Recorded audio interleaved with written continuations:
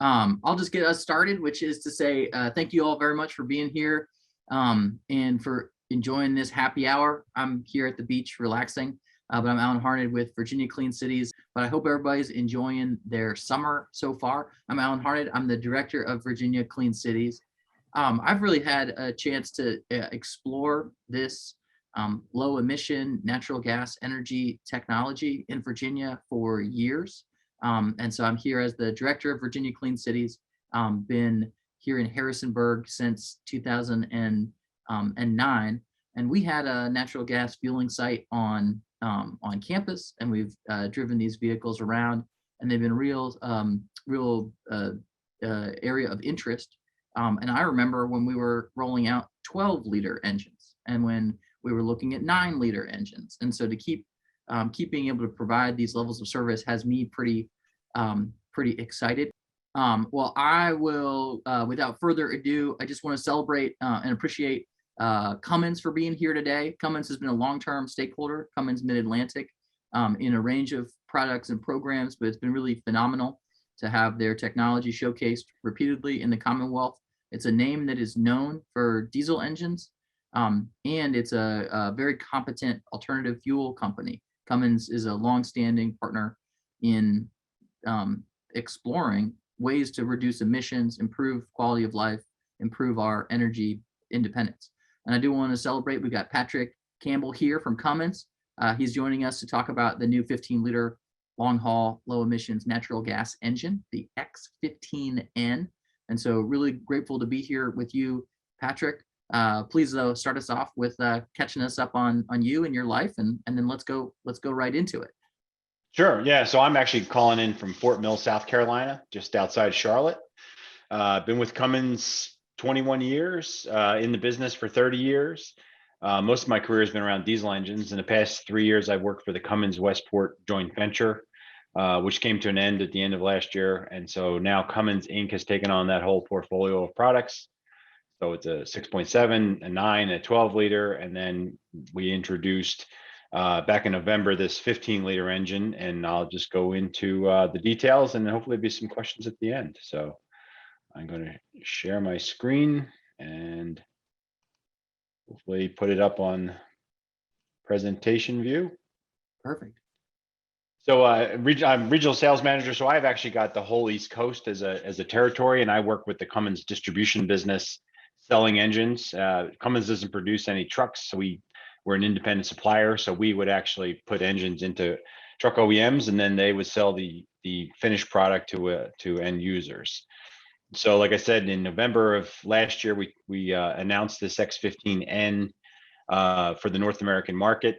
It is actually in production in Asia, in China, and is actually, I think 3,000, 4,000 of these things are actually running around in production and service. So it's not a new platform for us.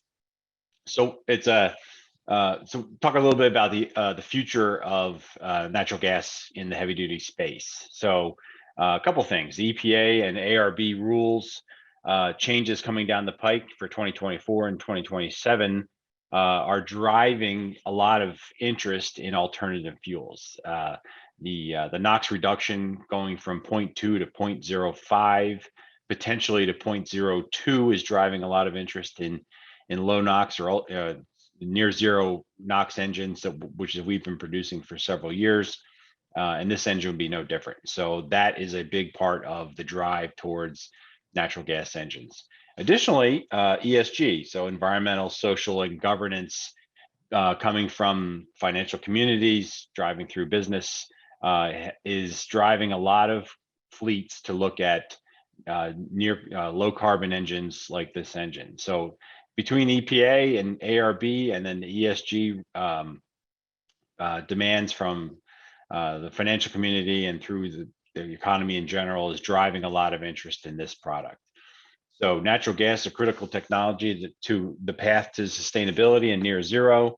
And then renewable natural gas, which I'll get into in the next slide, really enables natural gas engines to be carbon negative. And I'll show you exactly what that means in the next slide.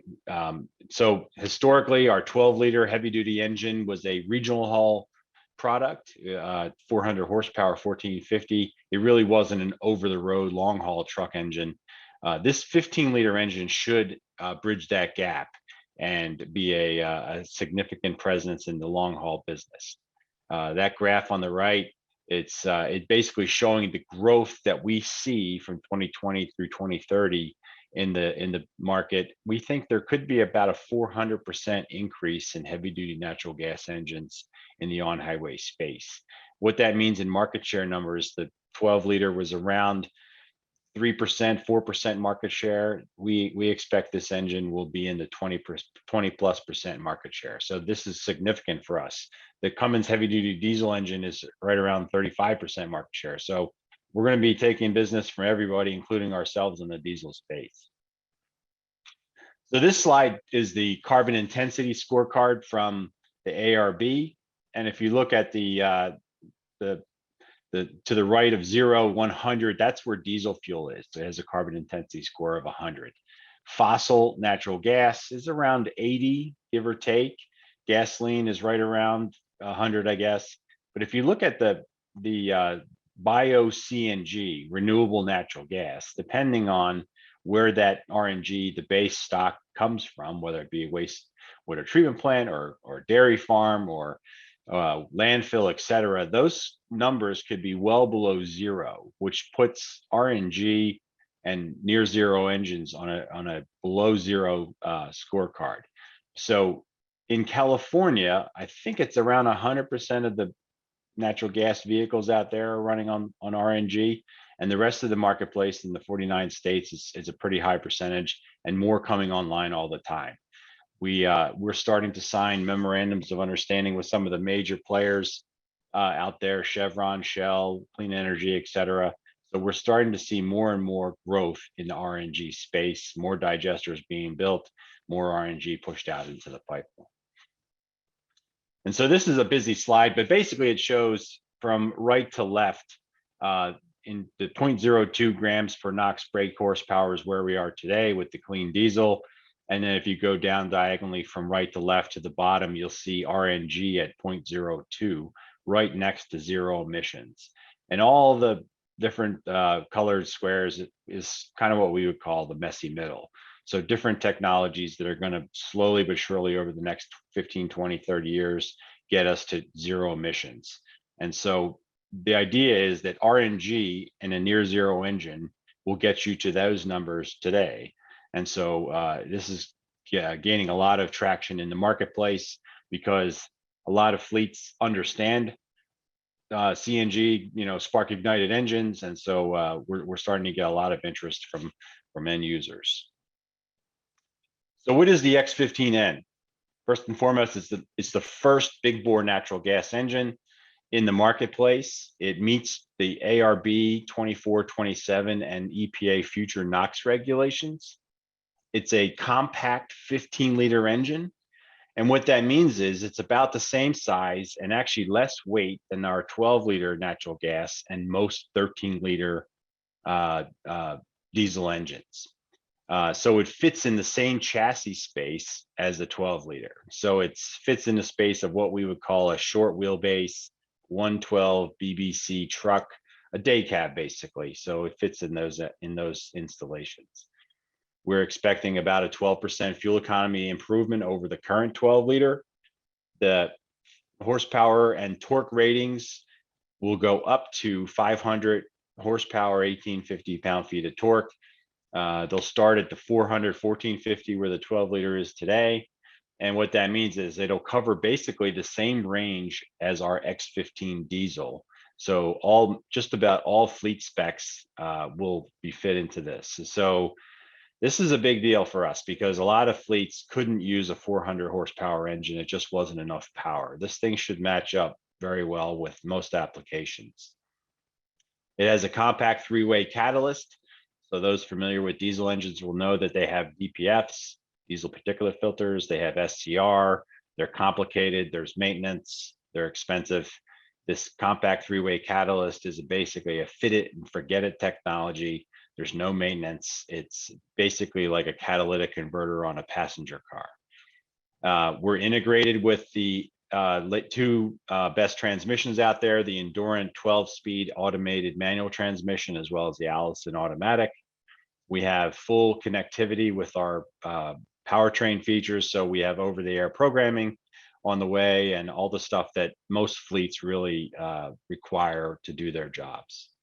And then with RNG, we're potentially carbon negative. So I won't get into all this on the right-hand slide. You'd have to be an engine person really to go through it. But essentially, it's the very modern, up-to-date engine that will meet most fleets' needs in the marketplace. So this is a horsepower and torque curve comparison where we took an X15 diesel and the X15N and laid them over the top of each other, and they're almost identical. So this engine should be strong. It should fit into an over-the-road truck fleet. Most truck fleets running about the 450, 475 horsepower range, 1750 pound-feet of torque. It should run just perfectly fine. So that was always a weak spot for us. The 12-liter was a bit weak on power, a bit heavy. So this engine should do a great job. So this is a busy slide, and I won't get into the details on it, but if you look at the picture, the bottom side, the gray portion of that engine, and then above it is basically the cylinder head and the fuel system. So this engine is what we call an agnostic engine.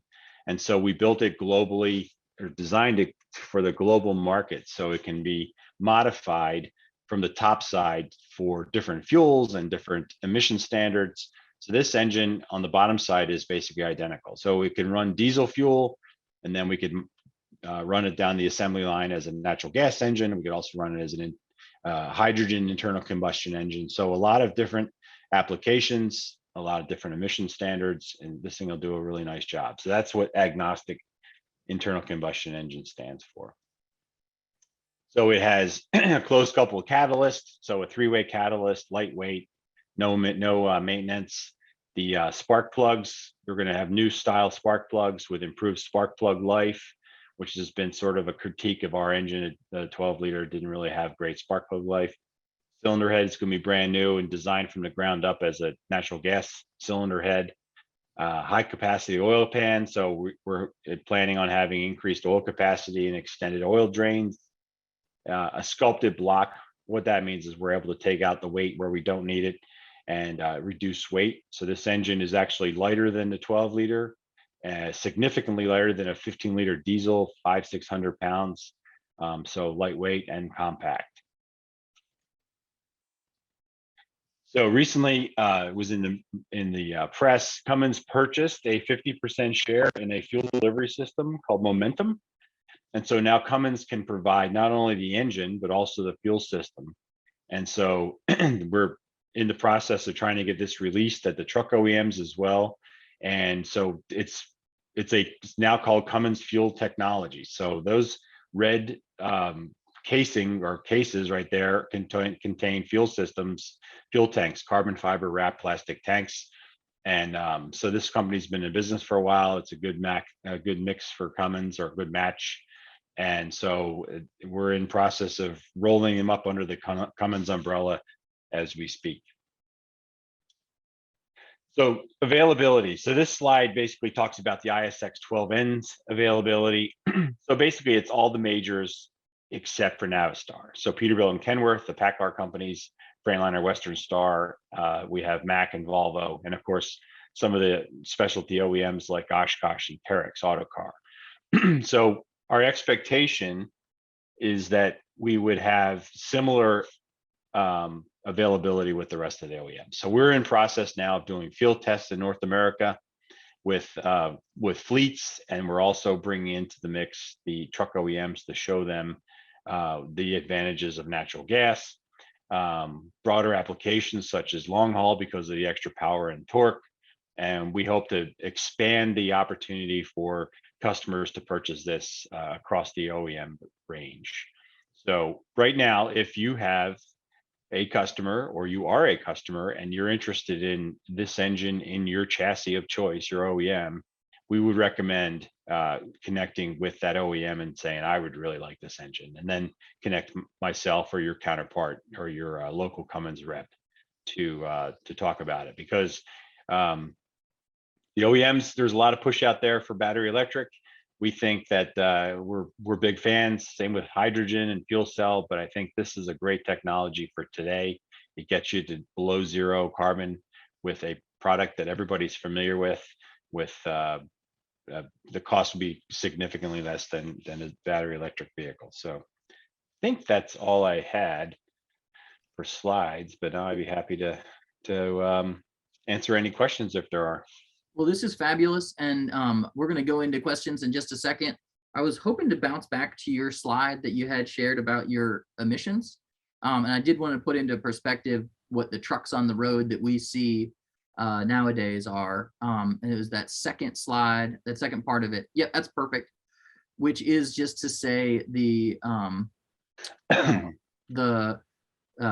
we're here in Harrisonburg, Virginia. I just drove on Interstate 64 all day, and vehicles from 1981 might have a full gram, 1 gram of NOx, not 0.2, but 1 full gram of NOx per brake horsepower hour.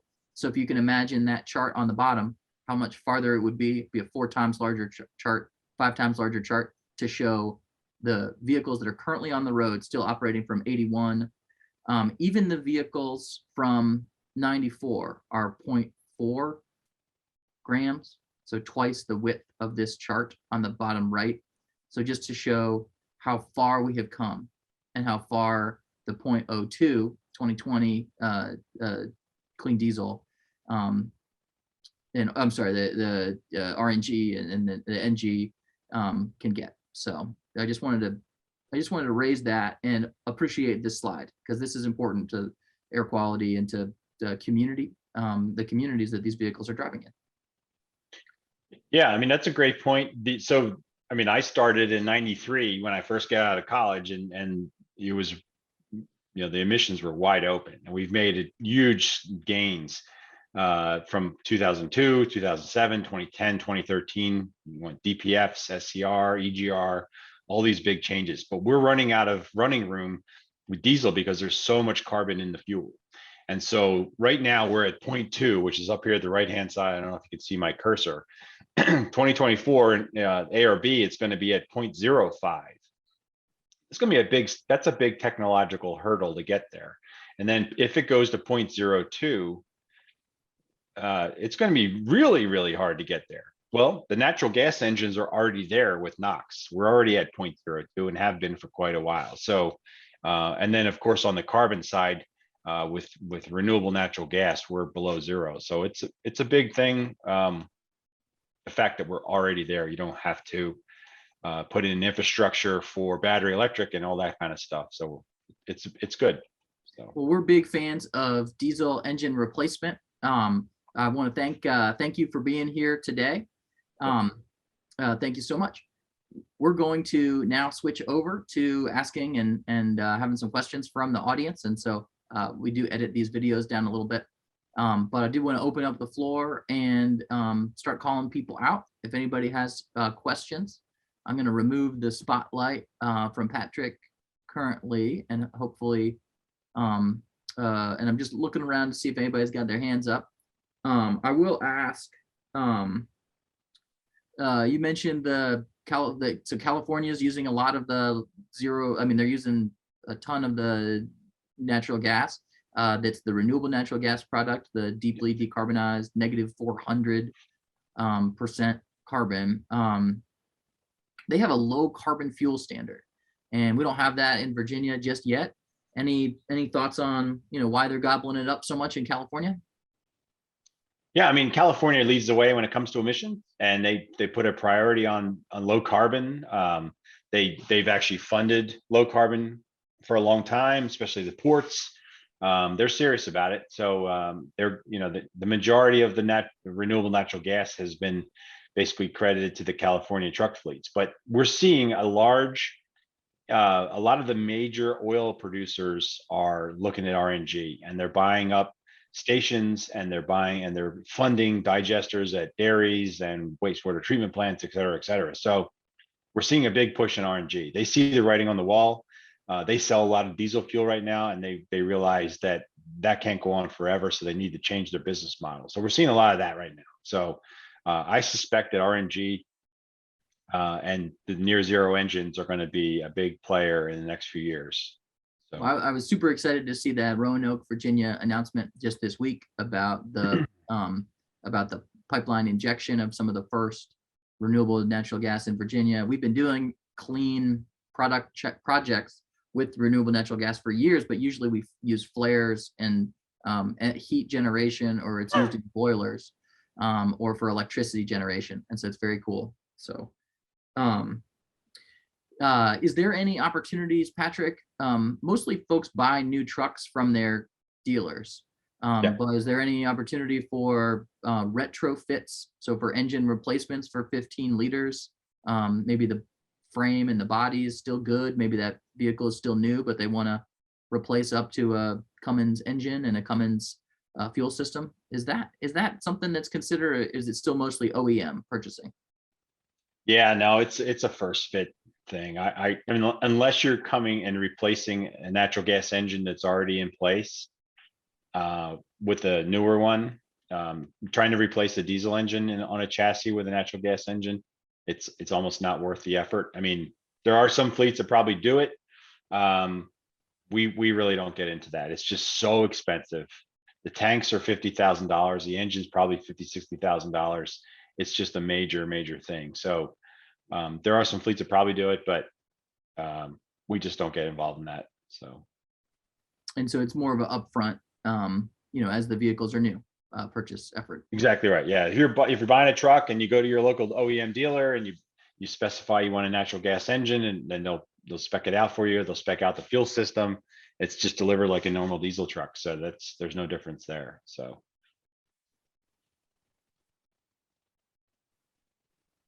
I'm going to start calling on Virginia Clean City staff to ask questions if nobody raises their hand. So it would be good if folks are curious. And so I'm going to check in with Jakob. Oh, but you're on mute still. All right. Sorry about that. The mute is like the after treatment. It prevents all the obnoxious stuff from getting out. So,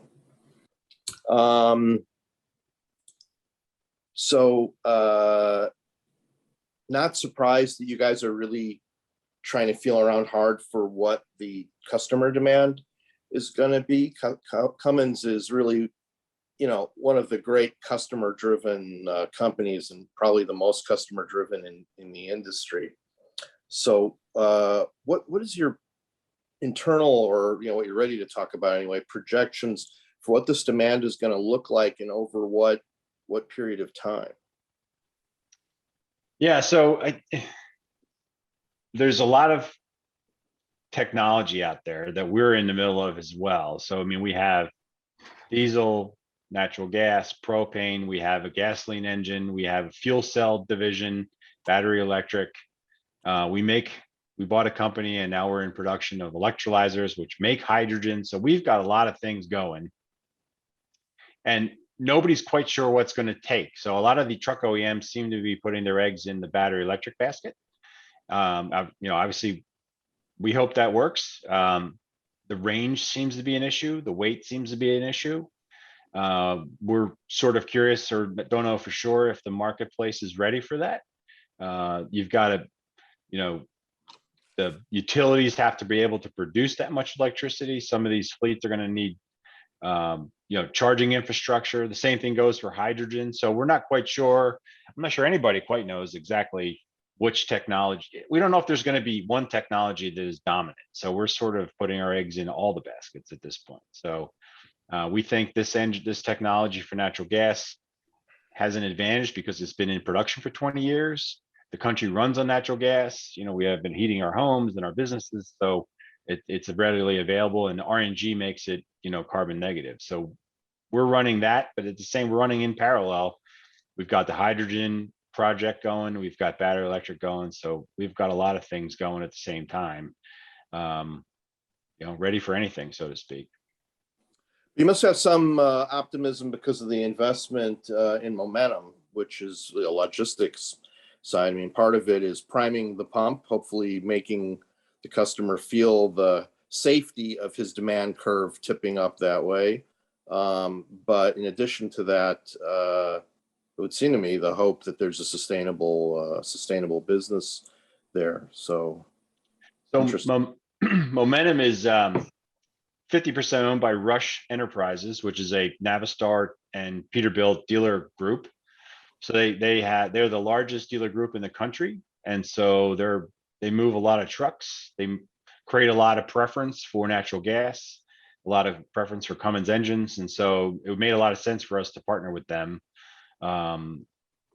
We both see the marketplace in similar ways, and so they were a good partner for us to get with. So yeah, and then we offer the whole package, engine and fuel system, all in one. So yeah, is that mostly like Class 8 stuff, and the refueling would be fleet stuff for over the road, or is this you want to have the full spectrum of the market? no, it'd be the spectrum of medium and heavy duty truck. I mean, it's the fuel system that goes on board the truck. It's the fuel tanks and the fuel system. So so B67 up through 15 liter is the marketplace for us. Yeah, but for the momentum, I mean, who do you think you're mostly refueling? I think we're talking past each other. So we're not refueling. It's the system that goes on the truck. It's the fuel tanks with the fuel system. It's not a station.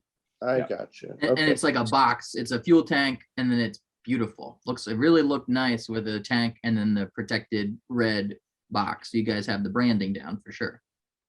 Yeah, Right, it's a okay. carbon fiber wrapped plastic tank instead of stainless steel tanks you have for diesel. These are pretty sophisticated, expensive system, and then there's a fuel system that takes the fuel from the tanks into the engine. So yeah, it's a big part of the production and price of the truck. Yeah. Okay. So I misunderstood fuel delivery system to be not literally the equipment, although obviously it makes a lot of sense. But in the same way that other OEMs are getting more integrated vertically as well, I thought maybe you guys were going in that direction. But no, it makes a lot of sense. Maybe one more question on the fuel agnostic side. Other than the head to compensate for spark ignition rather than compression ignition, how much interchangeability is there in the engine? Yeah, so it's the same block basically. So it would fit in the same space frame on the truck, whether it's diesel, hydrogen, or natural gas. The pistons would be different, and then the fuel system and the cylinder head would be different. But essentially, it's a modular design. Yeah. The plan is to do similar work with the 6.7 liter, potentially down the road, an engine in between those two. So yeah, we designed the engines from the get-go to run on any fuel. A lot of the cost of designing an engine for a chassis is the work that OEM has to do. We're trying to take a lot of that cost out of there. So we're doing a lot of that for them. So if they can fit a natural gas 15 liter in, then they can fit a hydrogen engine in. There's very little difference. So. Yeah. What about after treatment? So the natural gas engine has that three-way catalyst that doesn't take up very much space. It's basically a muffler. A hydrogen engine is going to be different. It's going to have a more complex after treatment system. Won't get into the details, but it could be more diesel-like in that it'll need an SCR system on it. So we're a ways away from that, probably 2027 before that's available. Yeah. So. Thanks for that. Sure. For the range of fuels and technologies that a fuel agnostic engine can operate, what are some of the market triggers to add new fuels or to come up with new things? To stretch towards those lower carbon fuels, or to those things that are appropriate for a local economy. Propane, methanol. Like we don't have any methanol, significant methanol operations in Virginia, but there's programs about that still nationwide. And so wondering what it takes to keep moving that technology forward, because it's really exciting that you have the block with the adjustable hat. It's like Mario in that the recent Mario game where he puts on the hat. Mm. Yeah, I mean, so we're not sure which fuel is going to be dominant. I mean, propane is a big part of the American economy.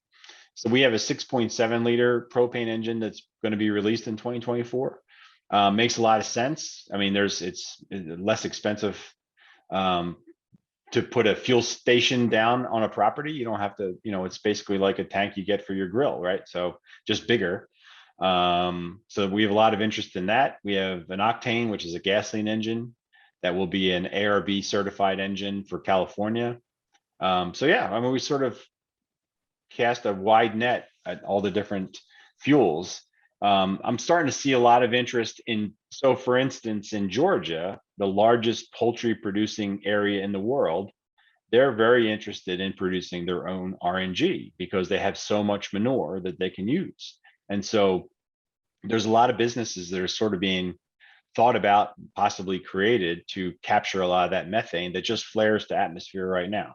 Same thing in the Carolinas with hogs. And then so out in California, it's dairy, so, or cows. And so there's a lot of opportunity to capture that methane that's 30 times more harmful to the environment than CO2 and use it as a fuel. It's an absolute no-brainer. So yeah, we have about 5 million metric tons of released, just lost methane that folks are starting to capture better now in Virginia. And we are also working with Smithfield Foods, which has those hog lagoons full of extra methane, and that is an exciting project in North Carolina.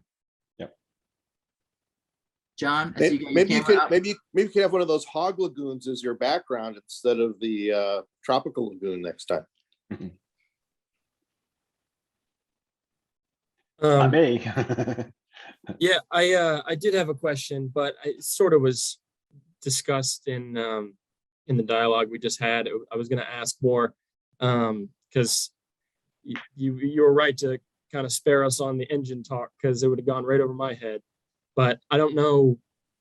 I was going to ask where do you start with making an agnostic engine, and if it's sort of, I suppose a kind of a reiteration would be helpful, where you just start with the basic engine that could run any fuel and then you later make the modification, or could you discuss that again, maybe in a bit more slower terms for me? Sure. I mean, these are not dual fuel engines. Like you can't run it on hydrogen today and natural gas tomorrow or diesel next week. They're specific engines. They're certified with EPA or ARB. But the base engine, the block, the crank, the pistons, for the most part, are the same. You don't need a lot of difference in them. So they're designed from the get-go to run basically on any fuel. And then the cylinder, so basically above the cylinder head is modular. You can add it. You design the fuel system for that engine, and so that's what it means. So they're not interchangeable, but the design of the block and all the heavy duty componentry of the engine is the same. So you can fit it in the chassis, which is a big thing expense wise. You wouldn't want to have a 15 liter diesel engine that's mechanically different than a 15 liter natural gas engine. You save money and time and effort to have it basically as a modular design, so to speak. So the big part is basically the fuel system and the cylinder head. So, and it's a good question. I guess, Patrick, I've done this for about 11 years and I did not realize about the agnostic engine. Is that a new strategy, or have you guys been doing this for a while?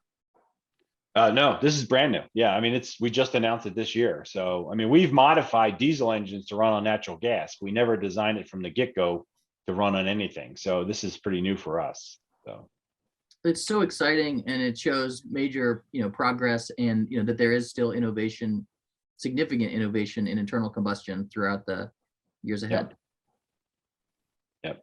Yeah, we think there's a lot of running room left for internal combustion engines. Diesels too, depends on where in the world, but yeah, we think so. And we think we have we think hydrogen and battery electric is the future as well, but we think it's not ready right now. And I think we can sell a lot of engines and with this hydrogen and battery and natural gas engines for a while. So yeah.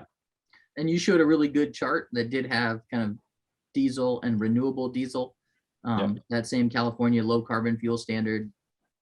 There's there's clean and carbon reduction with diesel ahead, especially with the regulations and the after treatment, the diesel after treatments. Yeah, and the one thing too to keep in mind is that there's zero tailpipe and there's zero carbon, right? So you can have a battery electric vehicle that's powered by electricity from a coal plant or a natural gas plant. And so we're getting below carbon with an internal combustion engine. So we think there's a market there for it. So what's the start year for the 15 liter? 2024 is when you said it's going to be hitting the US market at volume. yeah, I mean, so it's, we're in field test right now. So we're out there running and we've got all the OEMs involved and they're taking a good hard look at it. And then the next step would for them to do field tests on their own. And the idea would be 2024, right when the ARB rules go into play, that we would be ready for it. So no OEM has actually announced they're taking it yet, but they're all taking a good hard look at it. We think there are going to be some announcements this year. So yeah, we're pretty pumped about it. It's a good platform for us. We think we're going to sell a lot of them.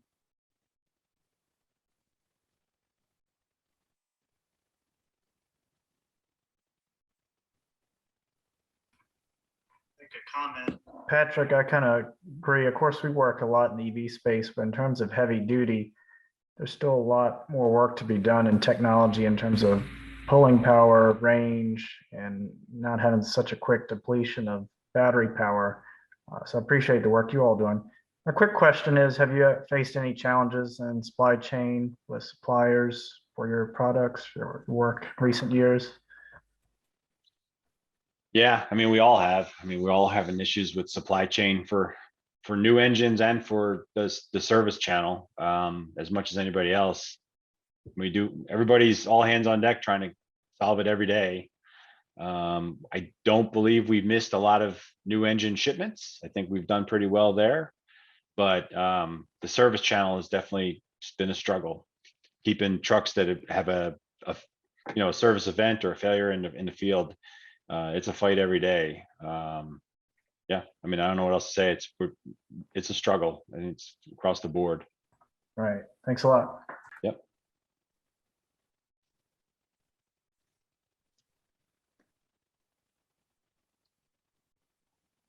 Well, I want to thank everybody for your time today.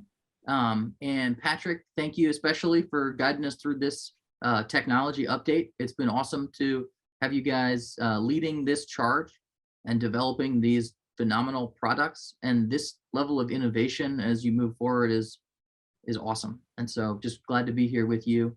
Any final parting comments, anything that we've missed? No, not really. I mean, my contact information was on slide number 1. So if anybody wants to have a more detailed conversation offline in the future, I'd be happy to. My goal is to get out and talk to fleets and talk about their sustainability goals and to see where they want to go. This ESG thing is a big thing for us. A lot of fleets are being driven from the top down, from Wall Street, to clean up their carbons. And so, yeah, so anybody has a fleet or a customer they want to talk, have a joint visit with or what have you, be happy to go do that. So, but yeah, appreciate the time and it's a good venue. So environmental and social governance is leading the path forward with corporations looking for ways to improve their footprint, ways to improve their products. And I think you'll see we have so many